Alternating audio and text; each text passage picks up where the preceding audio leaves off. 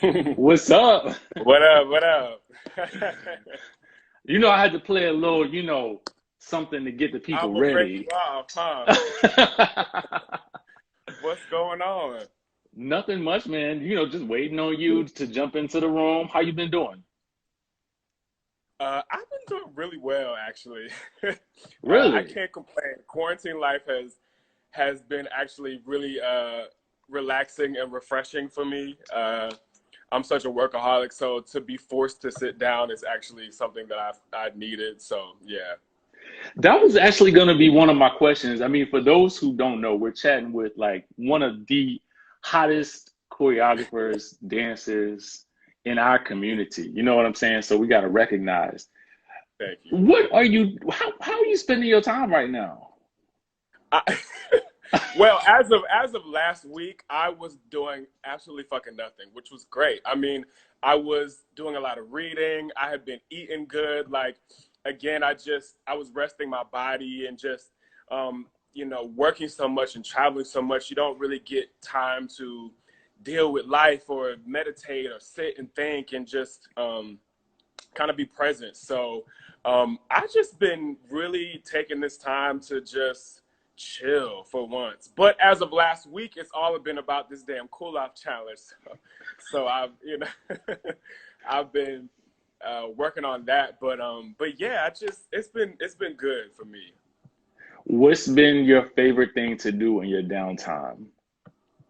Uh, I would say sleep, but it's like I actually have only been sleeping for like 5 hours every night. It's crazy. You know what? Actually, my favorite thing that I've been doing is watching a lot of good Netflix and TV shows. Like I've been watching a lot of good shows that I've been hearing about, and just kind of getting my creative juices going. So that's been Yeah. good. Yeah. What are you watching? Tell the people what you into right now. I'm about to finish Little Fires Everywhere, which is so good. It's so good. Don't tell me. Don't tell me. Don't tell me. I'm not gonna say But nothing, but it's yeah, I'm on like episode. I think I'm about to watch episode 6. I'm almost at the end. But okay. I've been watching that. I loved watching Ozark. Ozark was incredible. I'm on Um, season 2 of that. season 2, yeah, season 3 is when shit gets like crazy again. So Okay. Okay. um, yeah, Ozark was really good. What else was I was watching? Uh, damn. But I've been watching a lot of good programming. So yeah, my Okay. shirt like Okay. goes white then yellow. That's interesting. It's the lighting. Right, right, right. It's that good lighting right there. So for those of you who are joining in on the chat, make sure you guys let us know where you're from. If you have questions, I'm gonna try to get to the questions as I see them, or either at the end because we got a lot that I personally want to know. So, um, I'll talk to us about how you sort of got into dance. I mean, you grew up in Philly, right? And then moved to Atlanta. Yes, yes, yes. I was born in Philly. Then briefly moved to Pittsburgh, where a lot of some of my other family is, and then ended up in Atlanta. I was always a dancer. I came out my mama's womb dancing. She said I was 2 years old, bopping my head in the car seat. She was like, "Where did this boy get rhythm from?" So I have always kind of just been a natural mover. When I was little, I would always teach my brother and my cousins dances to do at the family functions and holiday parties.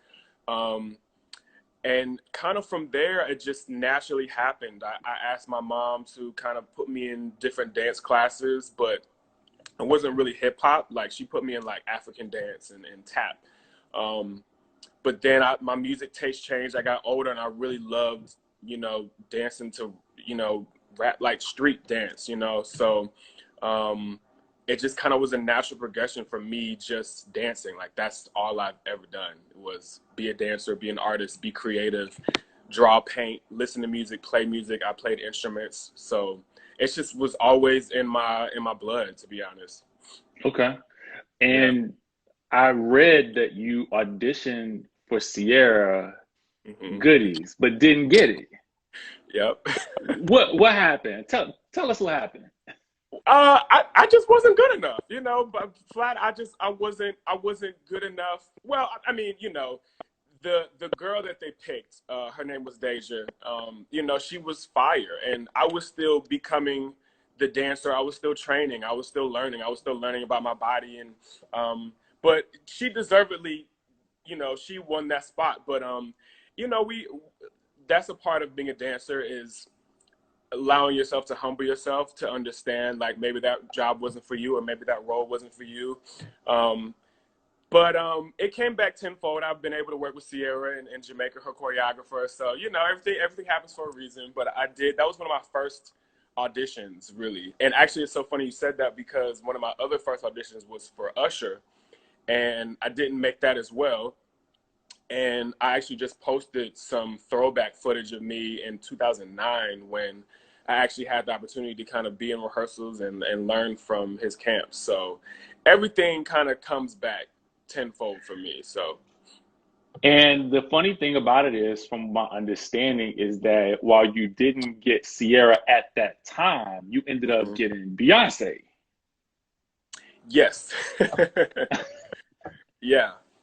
Again, another missed opportunity that I could have just sat and sulked. But long story short, I had spoke with Frank Gasson, who was her choreographer at the time. And well, actually, prior to that, my best friend, one of my best friends, my good friend, his name is Jaquel Knight, he's her choreographer. And so I was with him when he got the call to start working with Beyonce, and got the call to actually do Single Ladies. So I will never forget. And he was like, you know, Frank just called me. He wanted me to fly to New York real quick and just do some stuff. I don't really know what it is. And then lo and behold, you know, 2 weeks later, he was like, oh yeah, that's what I was working on. It was Single Ladies. And so from there, he asked me, he was like, you know, do you want to dance and do Single Ladies on the Tyra Banks show? And in the back of my head, I was like, oh, I don't know if I'm ready for that. Like that's a lot. Like, wow. But of course I took it though, because that's just how I am. But Right. so yeah, that was just a really incredible experience I had really early on in my career too, to dance with her. And then yeah. What reservations did you have with, was it dancing with her in general, or the song? Like, what was it? What was your reservation? I had a couple reservations. The first reservation was that I was dancing with Jonte.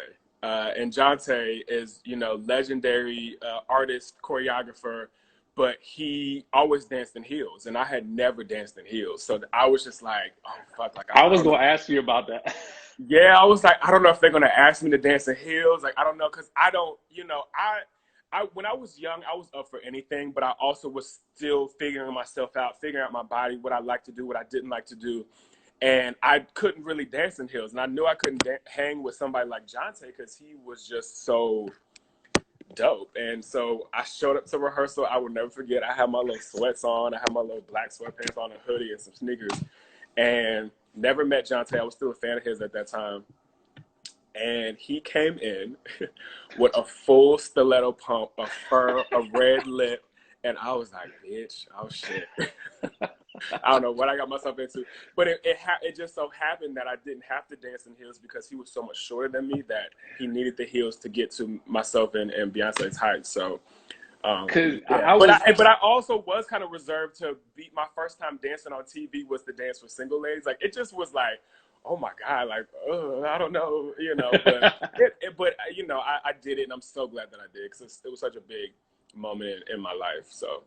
I was gonna ask, because I rewatched that before I did this, and I was like, and Okay. I looked, and I was like, oh, okay, so he's wearing heels, but you're wearing sneakers, and I was Uh-huh. like, is it? But then I didn't think it was because you couldn't do it. I thought it was because of height. It was. We're gonna go with that. We're gonna go with that. Yeah, we're gonna go with that. But I was so scared to do the heels. I'd never danced in heels like that. So Yeah. I would have did anything for the job. And that's another thing. Like, you know, the job is the job. It's like acting. It's stepping into a character, and you know, whatever role you're playing or whatever character you're playing, you know, be a part of the process. But thank God that he was shorter than me and I didn't have to wear them. Yeah. I wanted to ask another question. I was gonna ask this later, but height, does it play a big like a big does it play a big part in choosing dancers in general? Absolutely. This industry, the dance industry, is a lot about um, your looks, your body types, your height, your weight, your ethnicity, your hair color. So unfortunately, most of the industry, that is a thing. You know, some artists want all the dancers to be the same height, so it really doesn't matter how good you are. But then there's Right. other artists who don't care if you fat, skinny, tall, short. They just want the best talent. So it kind of just depends on the job, the artist, the client. Um, you know, just all of those things are a factor. But yeah, I, for instance, missed out on a lot of jobs because I seemed to be a lot taller and really skinny. And I wasn't like the buff male Beyonce dancer back in the day. So I did miss a Mm. lot of opportunities to do jobs because of that type of stuff. When when was the point where you transitioned from more dance into choreography? That's Was a, there a specific point? you know what? It is all muddled because I think what happened with me in my career was that very early on as a dancer, I started putting myself out there on YouTube, teaching my classes. And so I was talking about this earlier, like a week ago, that I think people knew me as a choreographer before I even had a lot of opportunities to have dance jobs.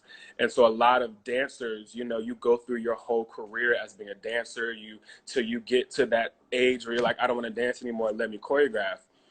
But that didn't really happen to me. Like I was choreographing, I was doing more choreography jobs than dance jobs, which back in the day kind of frustrated me because I wanted to be that dancer. I wanted to be on tour, and I was like, I'm tired of choreographing stuff. Like I want to be in the music videos. I want to be on tour. I've still to this day never been on a major tour, but but it all kind of just muddled. Like I was doing choreography and dancing at the same time.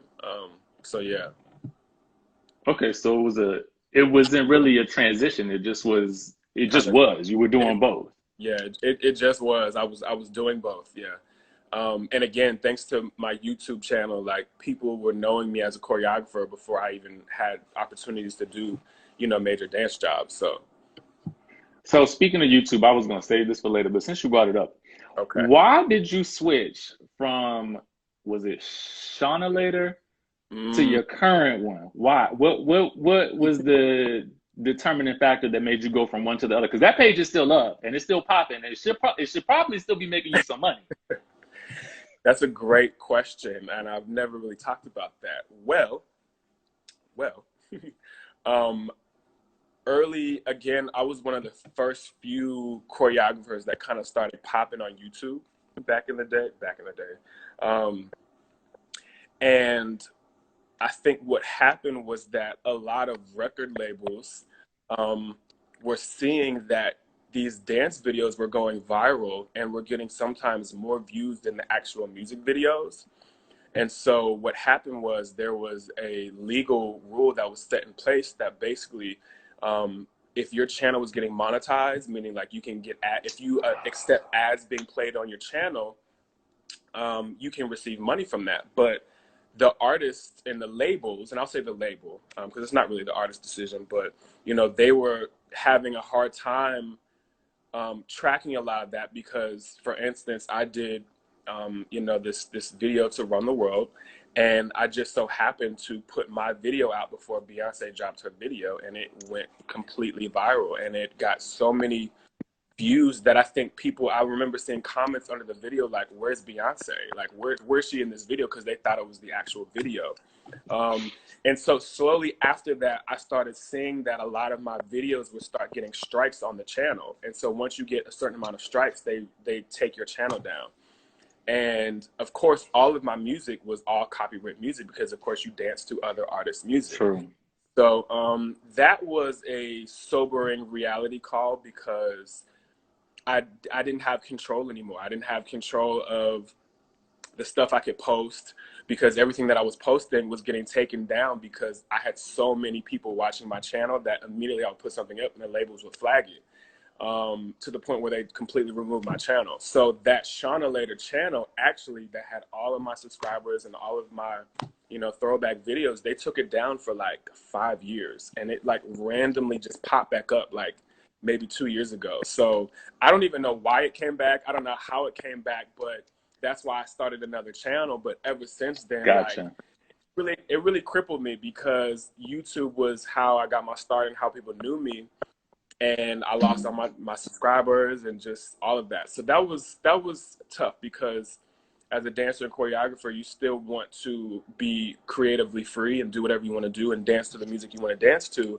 But now we're having to tiptoe around these new laws and these rules about Yeah. music and other people's songs. So yeah, that was a very sad. That was depressing for me. How did that impact your work with artists from that point? Like, because I almost feel like I would feel a little bit jaded, at least I for a little was, while.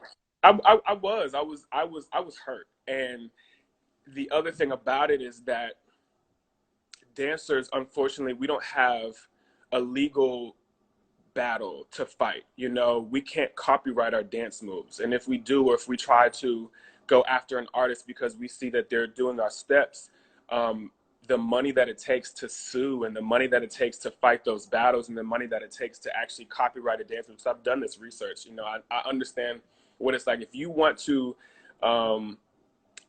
copyright a dance style, you actually have to do the one move, like if that's my move, that's the move. You have to write about it in detail. You start with your hand, and then you have to submit it, you have to pay for it, and then it takes like 4 months for it to even be approved. So it just doesn't, it's not, you know, that's something that I've been trying to figure out and fight and try to get around. But it was crippling. But in the other sense, I think that I had got my name out there so much that I started realizing that I didn't need YouTube anymore. Yeah. So I was working in the industry, and I kind of got out of my YouTube shadow, which was something that was hard for me to do. Yeah. So yeah. So when you work with an artist, what is the process like from the time that somebody calls you up and says, "We need you"?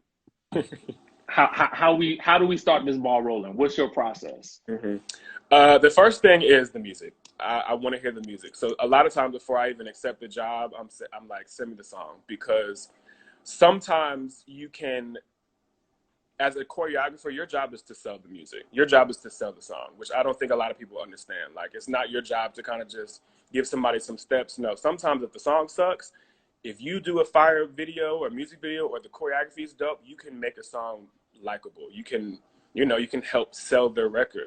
Right. Always a big thing for me. So if I hear the song and I'm like, oh, y'all fuck with this, like, all right, let's push go. The second step for me is getting to know the artist. I like to pick their Mm. brain. I like to ask them, and this is me, and I think this may, and maybe I'm giving a couple of my tricks to my trade, but I like to understand where they were when they were when they wrote that lyric, or like, what does this song mean to you? Like, what does this mean? You know, are you emotional about this? Are you happy about the lyrics? Do you want to come out fighting, or do you want to be a little more subdued about the approach? And so that's more so like working with new artists, but I still do that to this day, working with seasoned artists or people that I've, you know, known for a very long time. I always start the same process. Like, okay, so what are you trying to say? What do you want to portray? What do you want to get across with this choreography, or the music video, or the stage performance? And then there, I just kind of start sessioning and vibing. And so I like to do vibe sessions. I like to session. Most of the time I make up most of my choreography right here in my house, or in my bedroom, in a small corner, which is really weird, because I don't like to be in the mirror or choreograph. I just like to feel. I just want to feel good. Yeah. Um, Sometimes I'll call a couple friends if I want to see like a girl do it. And then we kind of just start working with the artist. But the process before it is very, very important. What do you think? I, and I hate this question sometimes, but like it's an important question to ask, because I feel like it gets into the mind of a person who is choosing you. hmm What sets you apart from other choreographers in your mind? So like if I'm thinking like, okay, I need somebody for this song. Oh, We going with him. Why is that? Um, I think there's a couple things. I think one, I think from a marketing standpoint, I think, and I really hate kind of talking about myself like that, but from a marketing standpoint, I think that my track record shows that usually I can nail it, or I can do something different, or something that culturally connects with dancers. Um, but I think specifically for me, my style, I've been very keen on just making sure that my style is my style and I don't look like anybody else. So they want the Sean Bankhead experience. They want the Sean Bankhead pocket. They want the Sean Bankhead swag. And then I think another thing that kind of separates me and other choreographers is that I think I had a really big musical background. So I Mm. understand music and I listen to music differently when I approach choreography. So I was a musician. I played the drums. I played the saxophone. I can read and write music. So it allows me to kind of approach the music differently. Like I can hear the lyric, I can hear the melody, I can hear the bass line, the hi-hat, the kick, the snare, the melodies, the instrumentations, and I like to play with all of that when I create. So having a musical background, I think definitely kind of sets me apart. Yeah. Yeah, I guess. I So don't know. can I ask about a couple of specific songs? Okay. Let's start with Motivation because I feel like that was what we sort of intro this whole, interview with. How did that what was your process for that song? Because it's something that people go off on.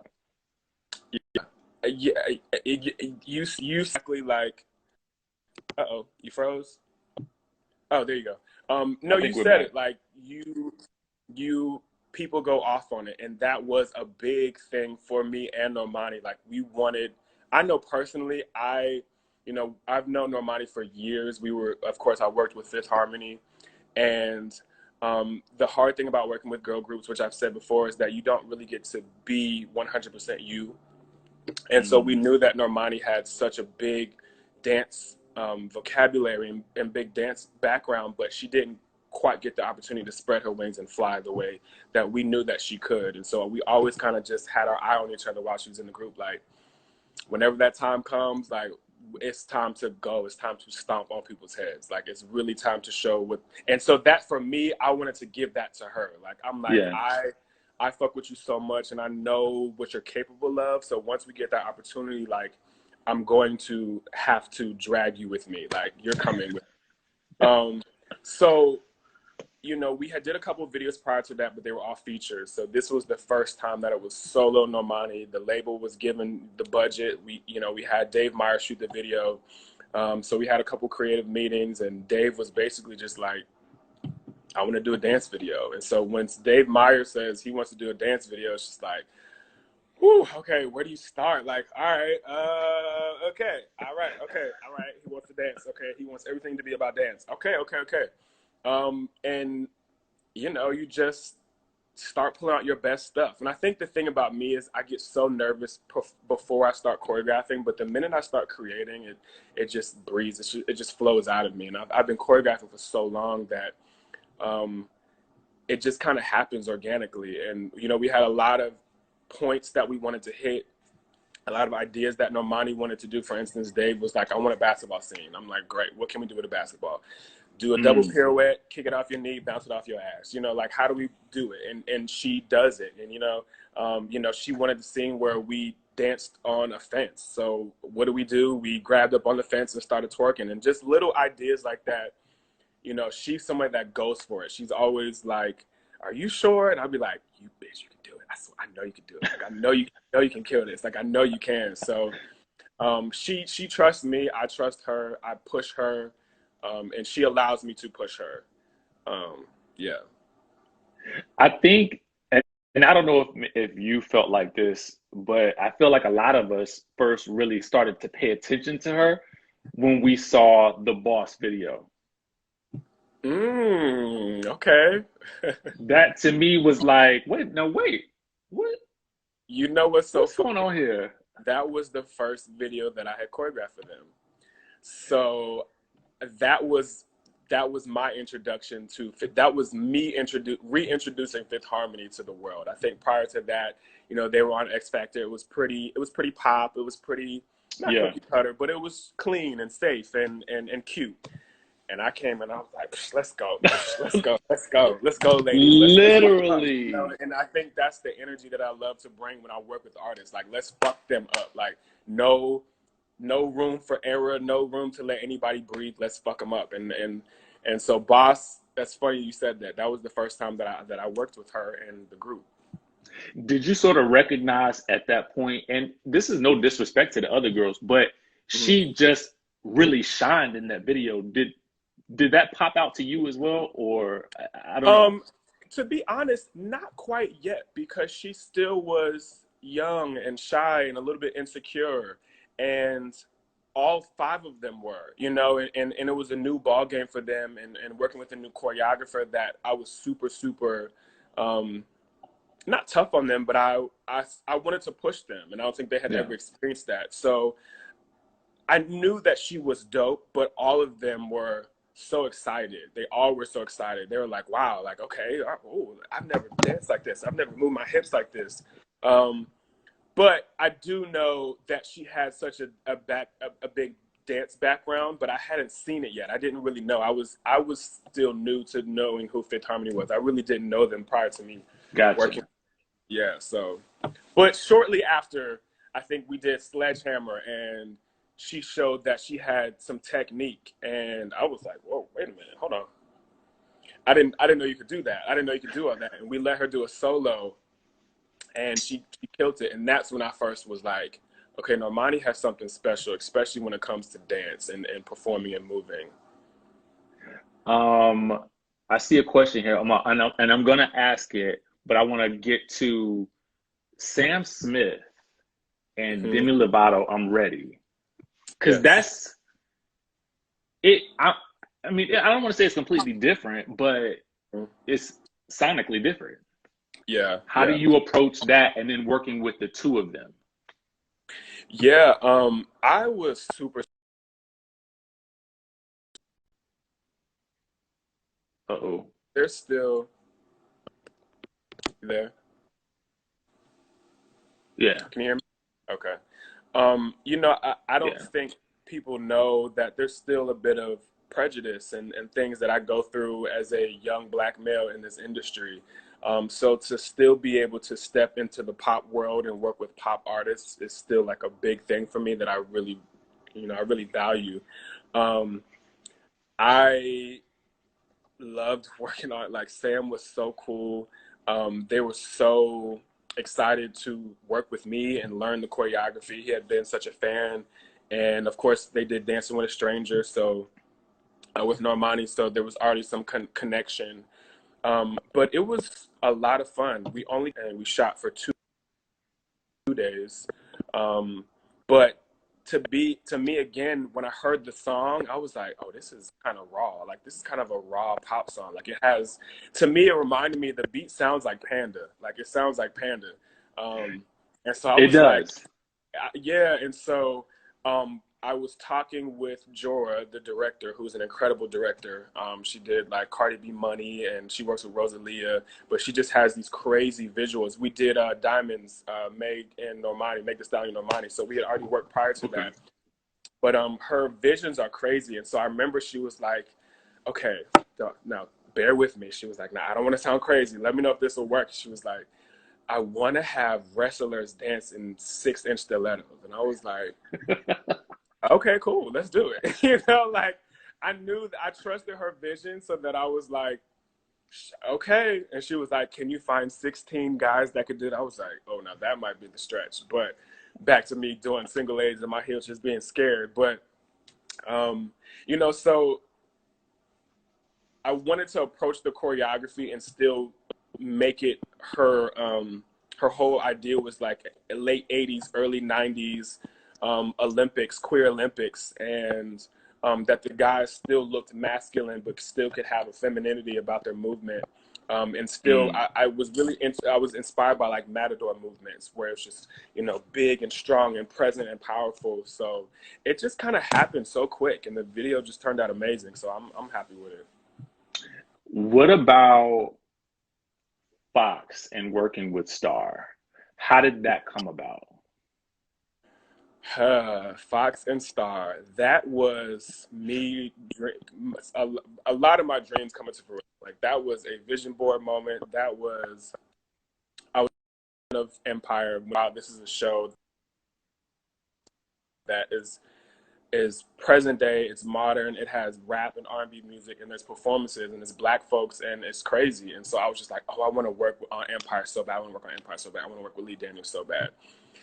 Long story short, my agent called me. She was like, Lee Daniels is in town and he's going to do a show about a girl group. And I was like, oh, it's mine. Like, that's mine. Like, that is mine. That's mine. It's mine. Like, prior to that, I had worked with so many girl groups. I knew that world. I understood girl groups in a deeper way besides just choreographing for them. I knew how they operated. I knew how they fought. I knew why they worked, why they didn't work. You know, I had worked with the OMG girls. I had worked with groups prior to that. Of course, Fifth Harmony. So I was just like, this is mine. Like, I'm going to take this job. And so she set up a meeting with me and a couple other choreographers. And I remember she sent me the script on the way there. And I was like, yo, Cindy, like, I don't have time to read this whole script. Like, I'm about to pull up. And she was like, well, just fake it till you make it. And I was like, all right, here we go. So I knew a little history on Lee Daniels. I knew he was from Philly. So I kind of just was talking to him. I was like, you know, I know you from Philly. I was like, you know, I grew up in Philly. And he's like, oh, I'm from Philly. And I was like, oh, yeah. Oh, I didn't know that. You know, like just trying to just ace the audition process for me. Right. We had a great conversation. I told him that I had a lot of experience with girl groups and that I was hungry it was shooting in Atlanta, so I was home. And I'll never forget, he played me a song and he was like, I want your honest opinion on the song. Like, I want your honest opinion. So he played me the song and I was just like, ooh, I was like, this is kind of whack. Like, I don't think I like this song. And he was like, huh, okay. And of course, the song happens to be I Bring Me, which was the title song of the whole fucking series. But it was still in its like demo stages. So it wasn't up to par yet. But I think he appreciated that I was speaking, like being honest and being like, I think you can do better, this, that, and the third. So I kid you not, I walked out of the audition. I got in the car. I drove to the ATM like 5 minutes later. And he called me. He was like, okay, you got the job. And from there was history. Like, yeah, like it just, I think I sold myself in that meeting, and he saw that I was hungry and I was honest, and from there was history. Like I really appreciated Lee Daniels because he gave me a lot of opportunities and he pushed for me, he fucked with me, and there was a lot of times when the network or Fox will push back on creative ideas. Like, he'll be like, I want 20 dancers. And he's like, and you know, he'll be like, does 20 work? And I'm like, yeah, 20 is perfectly fine. I can work with 20. He's like, how about 30? And I was like, sure, I'll take 30. So he really pushed for the dancers. He pushed he wanted the girls that might not get the opportunity to dance, because he wanted that show to feel real and authentic and relatable more so than a Hollywood production. So that was, I loved working on Star. I really did. Are we gonna get the ending of that show that we deserved? I mean, I had to ask. I'm asking the same goddamn question. Like, Okay, Lee, what's up? okay. What are we doing? Yeah, I don't know. I personally do not know. I'm sure as hell I will get the phone call when we do know. I know that he's been working on it or trying to get answers or trying to get, you know, the right network. You know, I think the hard part about it was trying to figure out where it should go. Like, should it be a movie? Should it be a made-for-TV situation? What network? You know, not, you know, so I'm still waiting. But I will gladly work on it. And so then I also have to ask you about Missy. And correct me if I'm wrong. What your original work with Missy, it was supposed to go to Rihanna. Is that correct? Am I on the Yeah. right path? Okay. Yeah. Yes. Yeah. How did that happen? Yeah. So, excuse me. So, another just kind of chance crazy vision board happening. Been a fan of Missy. She was the person who taught me about music and dance music and music videos, and she was it for me. And her choreographer at the time, her name was Hi-Hat, legendary Hi-Hat creative director. She asked me to submit choreography for Rihanna at the time. And I submitted the choreography, and she was like, yo, this is super dope, but I think it's a little too much for Rihanna. Like, I think it's a little too OD. Like, because I was dancing. I want to kill it. But she was like, but I think this could work for Missy. Like, so I'm just like, oh, okay, all right. Do what you need to do. She sent it to Missy, and Missy fucked with it. And so, you know, I don't know how, but they called me and they were like, we're working on this new song for Missy. WTF, I want you to fly to LA and I want you to help choreograph it. So I started shaking. I started getting nervous, like, oh, I hope I don't fail and I hope I don't drop the ball on this one. And I'll never forget, I got to LA and her kind of co-choreographer at the time, his name was Dante, was in there. And so he's already kind of vibing to the music. And I don't know anything. I'm like, I can't even believe I'm here. I get in the room and he kind of starts showing me some stuff. And so I'm like, okay. So I'm kind of just picking up behind him. So finally, Missy pulls up and she walks into the back of the studio. She don't say nothing. She don't say hi, nothing. She goes and sit in the corner and she's watching. So I'm like, oh my God, I don't know what the fuck I'm doing. Like, oh shit. So I'm learning choreography. So about 10 minutes later, she was like, yo, come here. She was like, step outside with me. So I'm like, fuck, like I'm already about to get fired. You know, I'm already like, I was like, oh God, what did I do wrong? And so she came up to me, she took me outside. She was like, yo, what's up? And I was like, oh, you know, nothing. Hey, how you doing? Nice to meet you. She was like, weren't you supposed to be choreographing this video? And I was like, she was like, yeah, I don't, you know, I love Dante, but I want to see your choreography, you know? And so from there, it was a take off, you know? And so I went in and I started trying to make up choreography and, you know, I kept the job and she was impressed. And so WTF was one of the first videos I did and got on the team. And right after that, you know, I was still working under her team. So Hi-Hat and Dante and her dancers. But right after that, we did I'm Better and she just let me take over everything. So it just, again, was just like a jump that just doesn't seem real still. Can we talk about the cool off challenge real quick? Because I want to make sure, because that's happening as we speak. Yeah, man. How does that come about? How did you guys decide to do the challenge? What's the inspiration behind that specific song and the visual? I'm gonna tell you, and it's heartwarming, the story behind it. I'm glad you asked, but you know, prior to that, we shot 4 music videos in the span of 1 month, which is insane when it comes to Missy visuals because we rehearsed for like three weeks and then we shot all 4 videos in like 6-7 days. Wow. So we shot Cool Off a year ago. We shot all those videos a year ago. Drip Demeanor, Throw It Back, Why Do I Still Love You? We shot those videos a year ago. And finally, Cool Off finally dropped. But, you know, Missy is so supportive of her dancers. She treats us like family. She respects us. She admires dance. She admires dance culture. She understands the struggles that dancers and choreographers go through because I don't think people really understand that we probably work the hardest in the industry and get the least amount of respect, the least amount of shown love, the least amount of money. You know, there's lighting people who get paid more than the dancers on stage who are dancing and working for 8 hours a day, you know. So there's a lack of respect for dance in the entertainment business, but Missy is someone who has always shown love to her dancers and put us on the forefront, on a pedestal.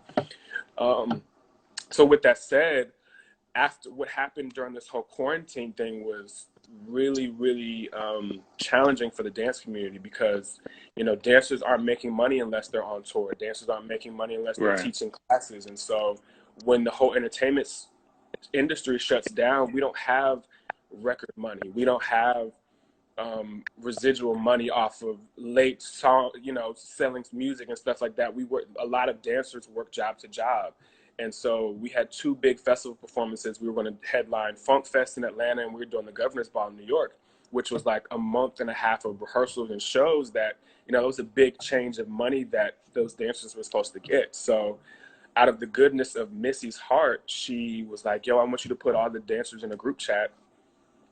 I want to tell y'all something. So I'm okay, you know. So I put everybody in a group chat, and she basically told everybody, she was like, you know, I'm really praying for you guys right now. I know that this is hard for the dance community. I want to pay y'all for half the rehearsal time, even though we're not going to do the shows, just because I know you guys are, you know, going through hard times. And so she gave everybody like enough money to pay their rent and then some. Like it was such a blessing that Yeah. I was like, we have to do something for Missy right now. Like, we have to do something to honor her and to just keep piping her up and just, you know, like, she did not have to do that.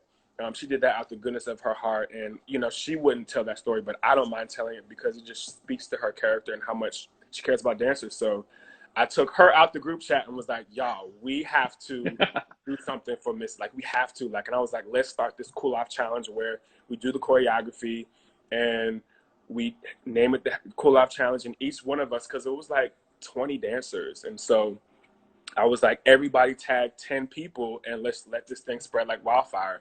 I did not imagine it to go this crazy. I didn't imagine it to blow up this much, but you know, her being Missy and being so supportive, this beautiful thing has happened all throughout the entire world and the dance community, non-dancers. So yeah, it was really special. It's been really, really, really overwhelmingly popular. Yeah. I know a lot of people in the chat have been like, can you ask him to check out my challenge? So I wanted to make sure, listen, he can go back through the chat. Okay. I'll go back, What but also DM me. You know, I see everybody. Like, that is another thing. Like, send it to my DM or make sure you send it to the hashtag or tag me in the actual video. Because we watch everybody and we're showing love. I'm sending them to Missy. Missy watches all of them as well. So yeah, that's definitely not a problem. Hey, Jaquil. we got Jaquil Knight in here. Can you talk, speaking of him, can you talk about how you work with other choreographers? Because we've talked about him, we talked about hi-hat. I think we Mhm. talked about was it Fatima? I'm not sure. Oh, we haven't, but yeah, Fatima was a big mentor of mine. Like, she ushered me into this industry. But How do you gel with another photographer on, I mean, another choreographer on a project? Because sometimes you would think it could be ego involved. mhm. How do you maneuver around that? Yeah, I mean, you know, it's every artist is different, and when I say artist, I mean choreographers because we're all artists. I personally haven't had any problems because I'm just a fan of being humble to the process and not allowing ego to fuck shit up. um, you know, somebody like Jaquel, you know, me and Jaquel grew up together. So we were dancing when we were still in high school. So people don't know that we have been brothers forever and our paths have just continued to grow and excel. And we cross paths sometimes and then we kind of go on our way and he's working for months at a time and I'm working for a month at a time. But, you know, we still are the best of friends and our brothers and we speak about other stuff besides work. Like, we don't even talk about work. You know, we don't even care just because like we know that each other is on the grind and on the hustle. But working with collabing with other choreographers, it can be stressful and it can be a little intimidating, especially when you're working with artists or choreographers who have done it longer than you. Because sometimes you feel like they want to sun you. They want to like, nah, young back. Let me show you how it's done. But I think people have respected my talent enough to not do that to me. So Mm. I haven't had any you know, bad run-ins. We talked a bit about like your work on YouTube, and we talked a bit about, the Cool Off Challenge on Instagram, and you're pretty big on TikTok at this point. It, my thing is now, like, how big of what should a new person who is upcoming in the dance industry or who wants to be a choreographer, how should they utilize social media to sort of advance their career at this point? Utilize it. Utilize it. Times change. The industry moves with the times, and I personally would not be where I am in the industry had not used my social media influence, YouTube. Because, like I said, people were knowing who I was on YouTube and were saying my name before I even had an opportunity to prove myself to the industry, to even be accepted into the industry. Like, and that doesn't happen again. That was why I felt like I kind of did a dance and choreography career at the same time, is because I was making a name for myself and I was marketing myself on social media. That is a big part of the game, knowing how to get your name out there and network and utilize social media for your gain. The,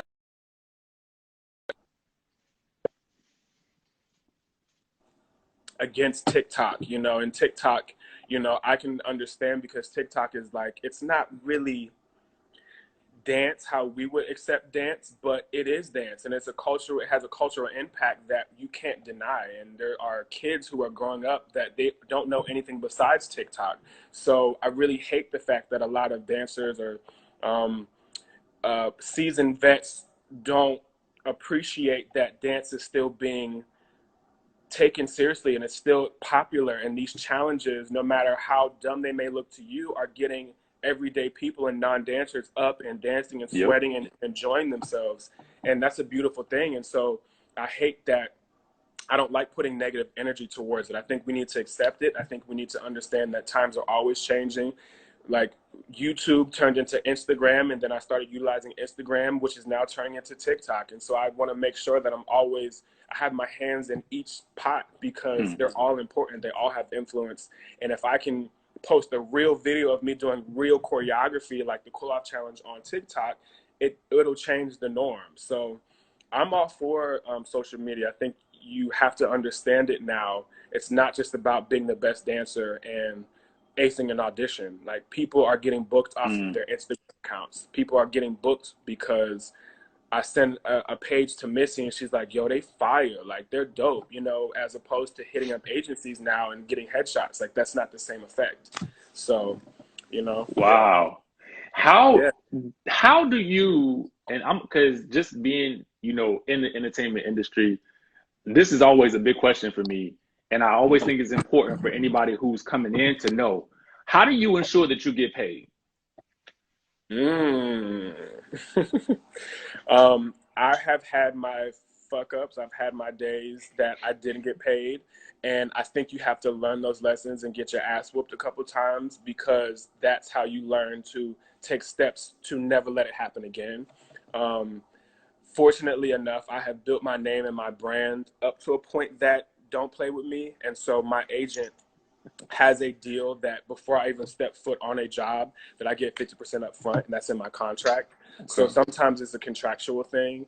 Um, I remember every artist to this day that has not paid me, and I won't blast them, but I had to learn those things, and I had to kind of go through those uh-ohs to learn more so about the business side, which is another huge part of being a successful artist, whether if you're a writer, a photographer, a journalist, a dancer, a singer. You have to have a good business mindset. You got to be able to um, get your money, you know?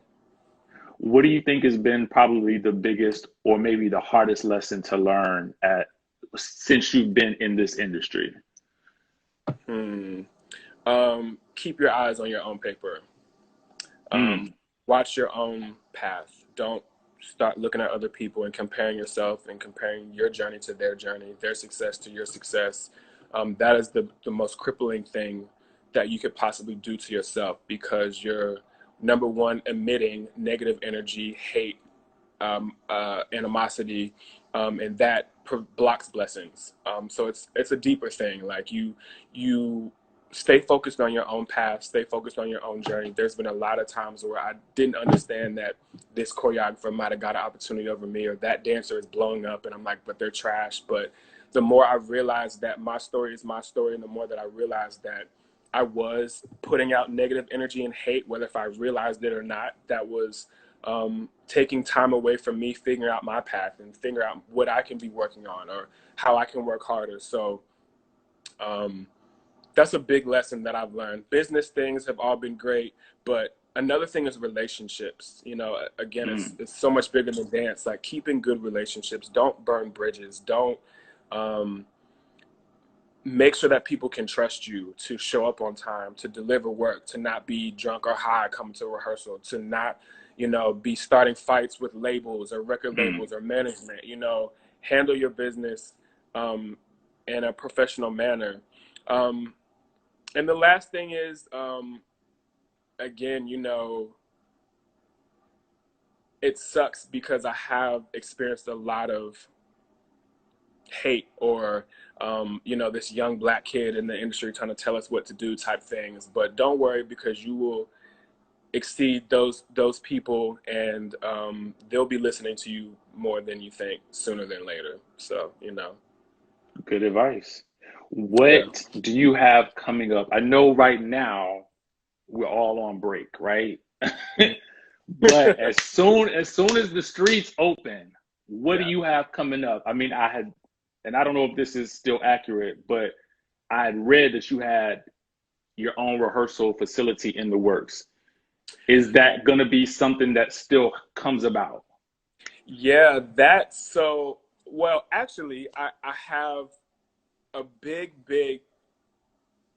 I think I can say this. I have a big campaign with an artist that I think is so incredible that I worked with months ago that's going to drop soon. So there's still a lot of things that I've worked on prior to quarantine that haven't been released. So I'm so excited about that. I don't want to say too much, but just be on the lookout for that.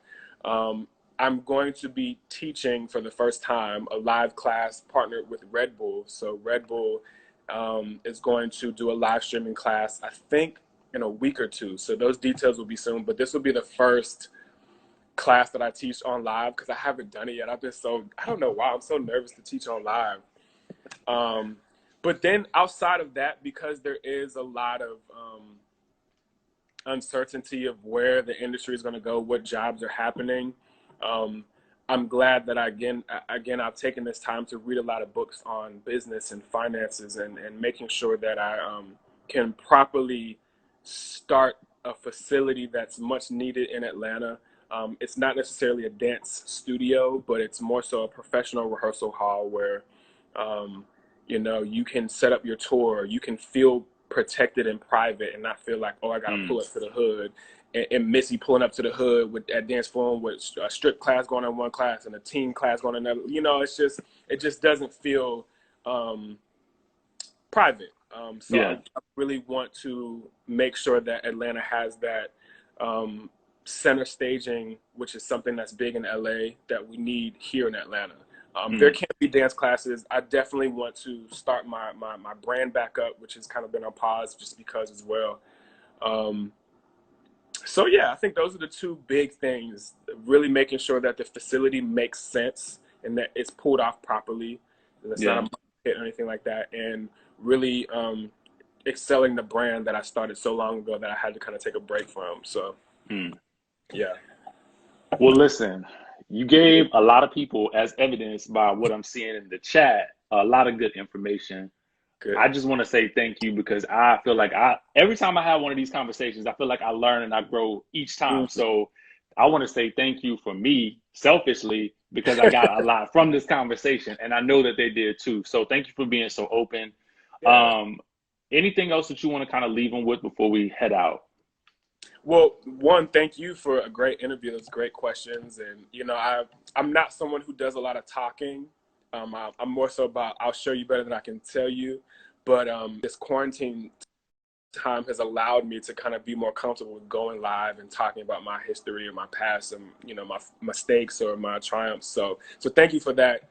But yeah, hop on that collab challenge, you know, keep engaged, and you know, everyone stay in good spirits. I think that's so important right now, just to, you know, being vibrating on a bad energy or negative energy or being depressed doesn't help your health at all. So do whatever you can to stay in good spirits, and get up and dance. Sometimes that's, you know, put on some music, no matter how silly you feel, just dance and sweat and have fun, and make the best if you can with this downtime that we have right now. So thank you.